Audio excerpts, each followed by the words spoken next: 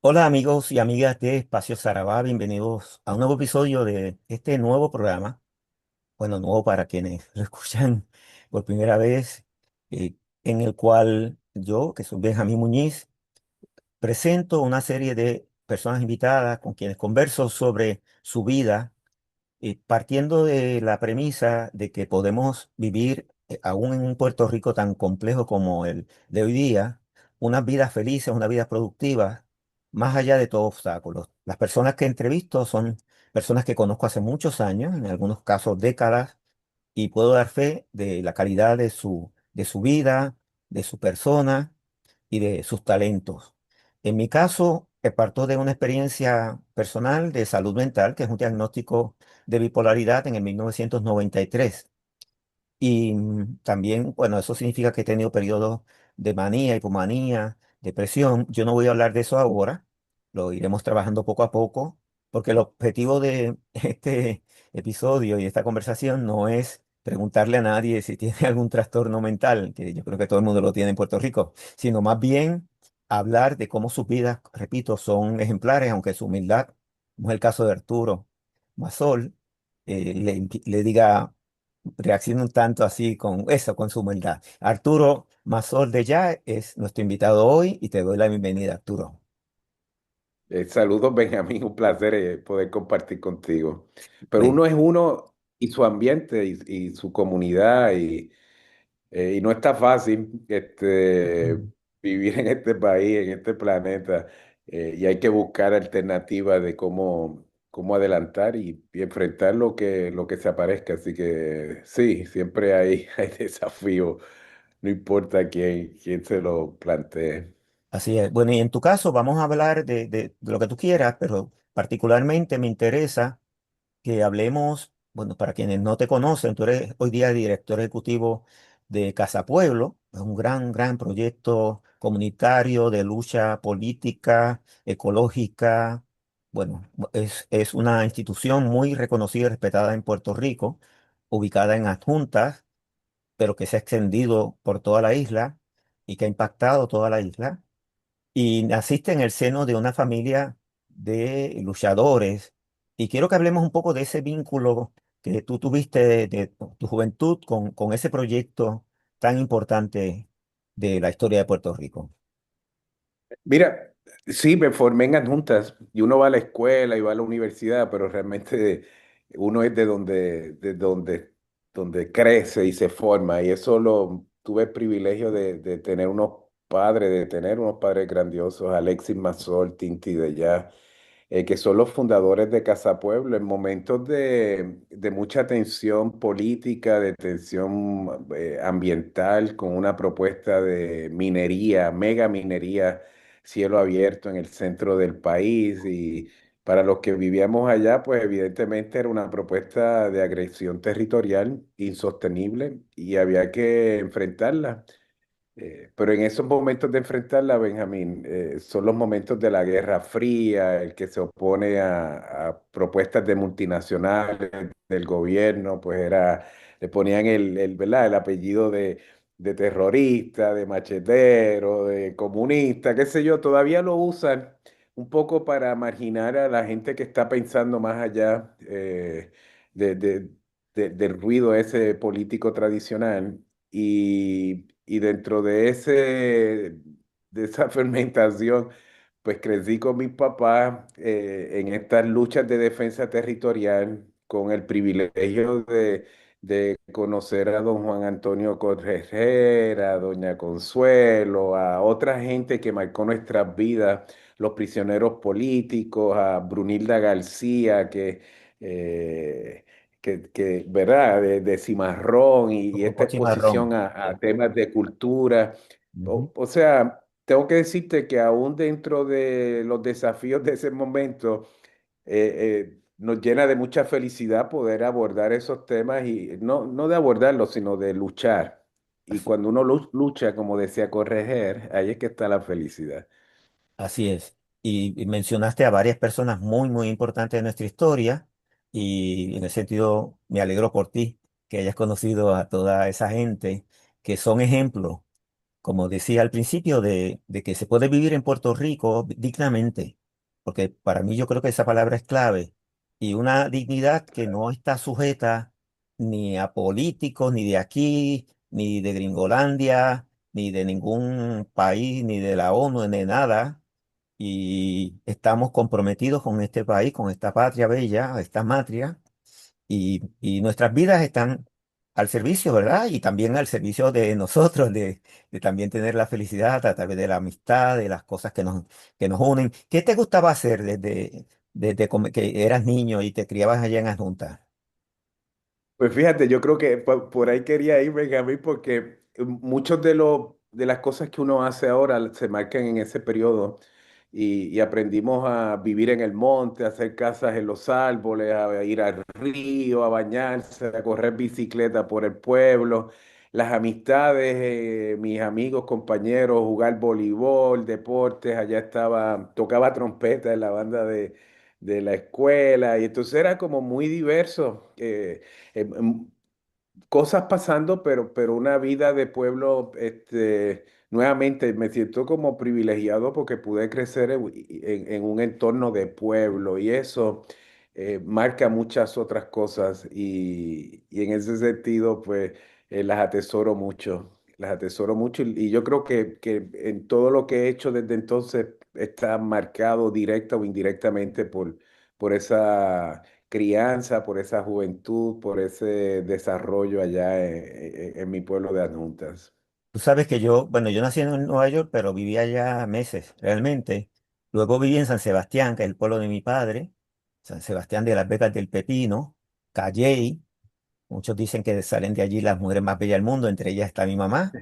Eso es el pueblo de mi madre, que también vivía allí un tiempo, y luego en Bayamón, con donde me crié, y ahora en San Juan.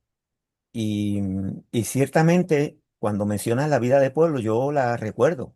Por ejemplo, en San Sebastián, que frente a la Central Plata, que fue una de las últimas que cerró cuando se acabó la industria del azúcar. Y podemos hablar un poco de lo que pasó con los latifundios y todo el tema de la agricultura, que es un tema tan importante, de la incapacidad que tenemos ahora mismo de alimentarnos como pueblo y de la dependencia que tenemos de los barcos que vienen, además vía la Florida por la ley de cabotaje. Bueno, es que nos quieren pisotear de todas las maneras posibles.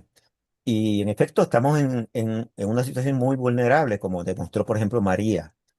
Pero yo recuerdo esa vida de pueblo donde todos eran primos, primas, primas, primos, y había una coherencia comunitaria que hoy desafortunadamente hay que trabajarla de otra manera, ¿verdad? ¿Cuál ha sido tu experiencia una vez sales de adjunta, estudias y cómo entonces haces comunidad ya, digamos, fuera de tu pueblo?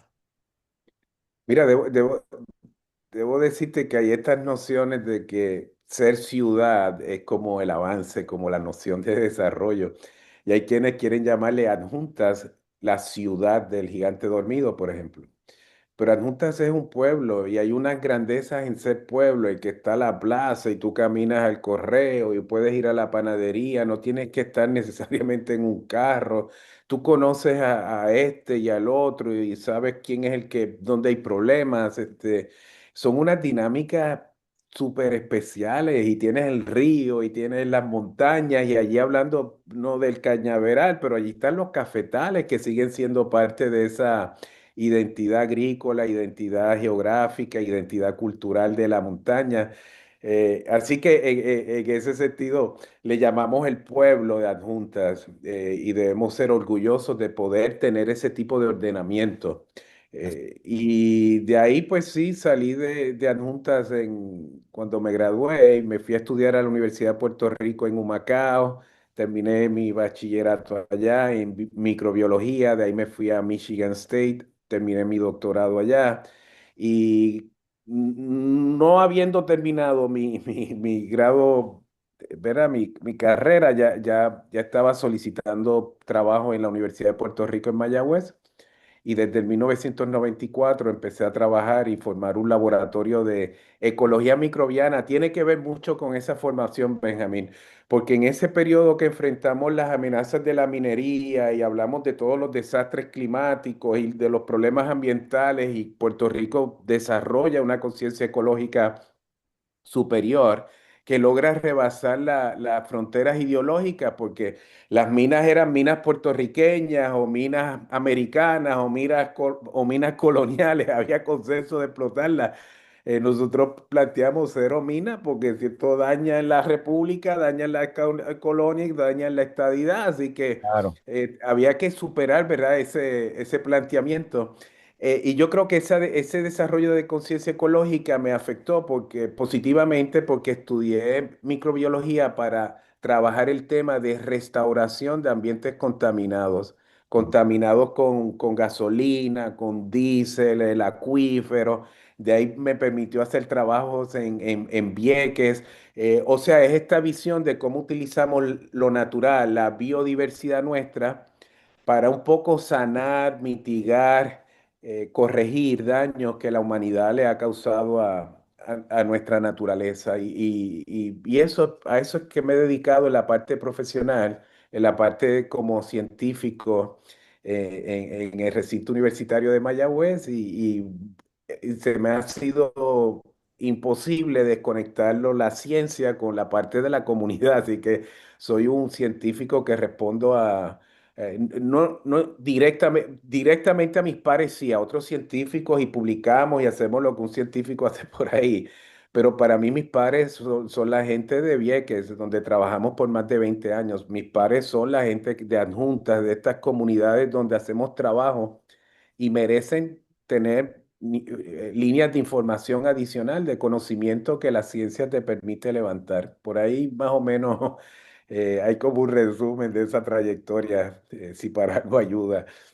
Así que eres búho de Humacao, ¿verdad? Sí, Hugo. Y bueno, y luego como profesor del colegio. Bueno, nadie es perfecto, te diría un gallito como yo. Sí.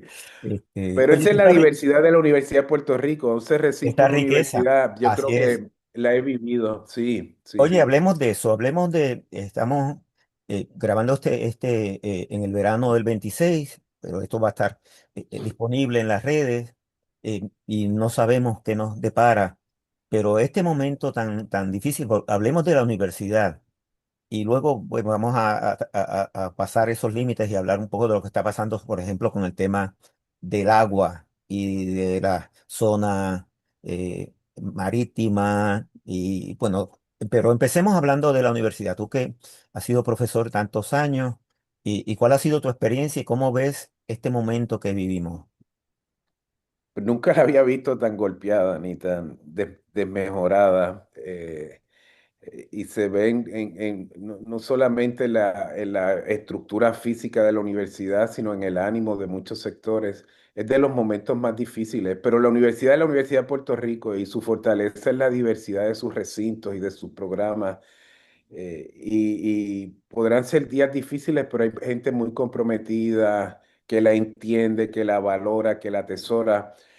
Pues hay que pensar que ese proyecto social hay que salvar lo que es fundamental, que es necesario y otra vez no serán sus mejores días, pero hay que luchar por resistir, de modo tal que podamos en su momento potenciarla nuevamente a que se ajuste a los intereses del país. Porque yo creo que ha tenido una trayectoria de vínculo directo al desarrollo del país hasta las últimas décadas que lo han llevado a menos por una agenda demasiado ideológica. Y yo sé que hay que pensar, hay que tener ideología, hay que pensarla, ¿verdad? Para ver cómo la integra, pero no la ideología de la destrucción. Y aquí ha habido una ideología política de quienes tienen ese poder colonial de administrar este espacio, en llevarla a menos, una agenda malsana. Es como terrible porque los hijos de ellos también van a la universidad, y esa es la universidad de todos. O sea, yo no entiendo quién quiere hacerle daño a su madre tierra, a su madre biológica o a su madre intelectual, que es la Universidad de Puerto Rico.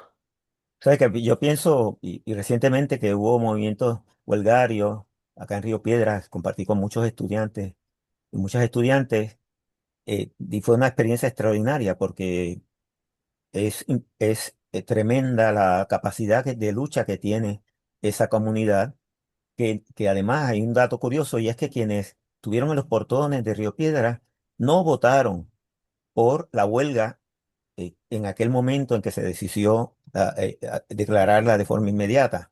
Los que estaban allí era gente que entendía que esa no era la mejor herramienta de lucha en ese momento y tuvieron que, como gente democrática, aceptar una decisión de gente que al final nunca apareció en los portones y que quién sabe estarían en la playa tal vez o estudiando para sus exámenes mientras otros estaban dando la pelea y durmiendo incluso en el recinto bajo unas condiciones muy precarias y al mismo tiempo con un espíritu de lucha increíble. Entonces eso a mí me ilusiona en el mejor sentido, ¿no? Me da mucha esperanza ese trabajo de esa juventud. Entonces te diría, ¿cuál ha sido tu experiencia como profesor allá en Mayagüez y cómo en Mayagüez también se ha manifestado ese espíritu de lucha y de esperanza que tanto necesitamos? Yo he visto de todo, Benjamín. He visto a la juventud crecer, crecerse, desarrollarse. Yo pienso que cuando yo era estudiante no había esa conciencia así como no sé, y tan horizontalmente, o sea, y no elitista. En ese sentido, yo creo que ha habido mucho progreso. Veo también muchas contradicciones, muchos problemas, muchas repeticiones de querer hacer las mismas estrategias de lucha y los tiempos cambian. Yo tengo que decirte que sí, la universidad se define en esos momentos clave, como es cuando se llega a un conflicto huelgario, es cuando, mira, ya la cosa no aguanta más y hay que ir a otra etapa, a otra. Pero la universidad se define en lo cotidiano, en lo que hacen, en esos profesores, en esos estudiantes, cómo nos representan, en los impactos que tienen en el país. Y es que son dramáticamente hermosos. Entonces, nuevamente se me hace tan difícil pensar en esa agenda malvada de quererla llevar a menos porque hay alguien que lo ve como de izquierda y algún sector, y hay de eso, pero hay mucho de derecha y hay mucho de centro, en la universidad hay de todo. Y entonces yo tengo que decirte que me siento privilegiado y para los amigos que nos escuchen, sea grabado lo que sea, tan pronto yo termine de esta conversación. Tan pronto la termine, voy a subir las notas de este semestre académico después de esta interrupción de una huelga que no me permitió despedirme en el salón de clases porque al final de este semestre cumplo 32 años de servicio en la Universidad de Puerto Rico y no me retiro, me voy a jubilar con júbilo, feliz de la Universidad de Puerto Rico, porque también pienso que la universidad debe renovarse, necesita nuevos profesores. Yo soy de microbiología y estoy seguro que mis estudiantes y los que se han preparado pueden regresar a la Universidad de Puerto Rico y enriquecer mucho la universidad. Y quiero concentrarme en Casa Pueblo Muy bien. y en los trabajos que hacemos en comunidad. Pero la universidad, otra vez me voy feliz, me siento honrado, privilegiado. Me hubiese gustado estar en el salón ese último día, pero no se pudo. Pero igual, para mí ha sido como diagnóstico de lo que ha sido, o emblemático de lo que ha sido y ha representado la Universidad de Puerto Rico, específicamente el recinto de Mayagüez, el Departamento de Biología, donde he estado trabajando por tantos años. Y fíjate, yo pienso, cuando pienso en las administraciones, eso para mí han sido todas las que he conocido. Además, en mi caso, pues yo viví la huelga del 81, 82 en Río Piedra, que fue Ah, muy claro. violenta, con la policía dentro del recinto y la fuerza de choque afuera macaneando, y hubo disparos y todo. Y una situación muy tensa en aquel momento bajo la bota eh, terrible de Romero Barceló, el de Cerro Maravilla y bueno, todo lo demás. Y entonces, y además soy hijo de un celador de Lautier. Y así que vengo también de esa tradición obrera y coincidimos, de hecho, en el 90, en el 81, 1981, hubo una huelga en la UPI y otra en la UTIER. Y entonces estábamos, yo salía de un piquete y iba a otro.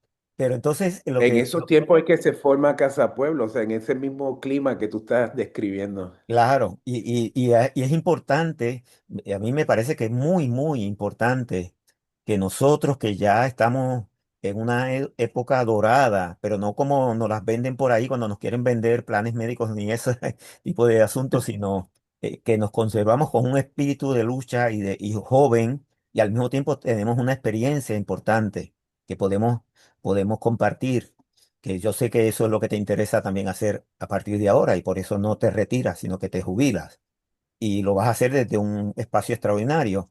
Pero yo pienso y te pregunto, que porque a veces digo, es que si lo quisieran hacer a propósito, no les saldría tan bien. O sea que hay una incompetencia o sea, aparte de los planes que pueda haber, planes por allá debajo de la mesa de fastidiar la universidad y a toda la comunidad universitaria, a toda, estudiantes, profesores, trabajadores, todo el mundo, y el pueblo de Puerto Rico que financia esa universidad.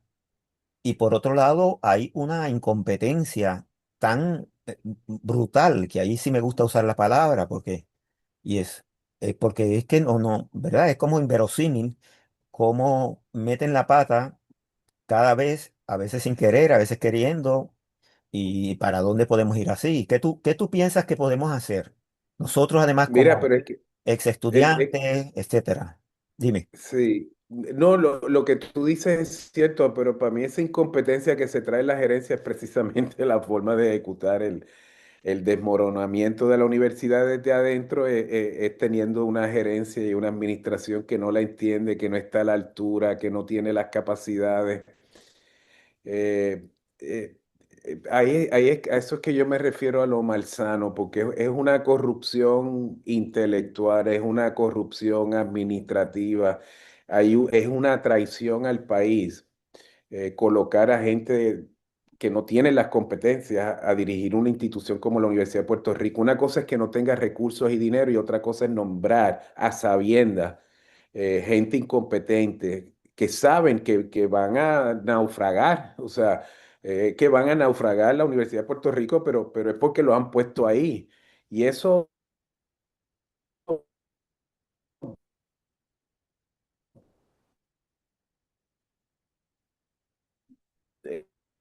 eh, desde los trabajadores, desde los estudiantes, desde la escala del departamento, de la facultad, en tratar de construir respuestas y la salvación tiene que venir de abajo hacia arriba, porque de arriba hacia abajo no viene y ahí no hay respuestas.